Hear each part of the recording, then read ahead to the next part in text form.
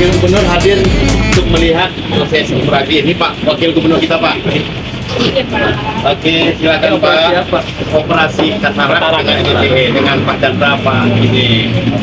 Terus Orang yang udah berarti hari ini ada tiga orang Pak Gub. 3 orang. Jadi dengan Gubernur kita melakukan jemput antar gratis, kemudian pemeriksaan pendamping gratis. Ini jemput antar gratis khusus Padang kan? Khusus di Padang dulu. Kalau nanti Betawi nggak bisa. belum.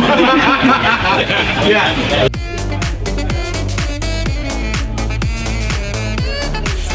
Upaya yang kita lakukan di dalam peningkatan kunjungan dan pendapatan adalah dengan inovasi masuk surga.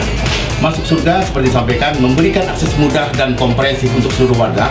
Artinya memang betul-betul mindset yang selama ini dirasakan oleh masyarakat bahwasanya kalau kita berobat itu petugasnya kurang nyaman, kurang ramah, kurang gerakannya lambat. Ini yang kita lakukan perubahan itu.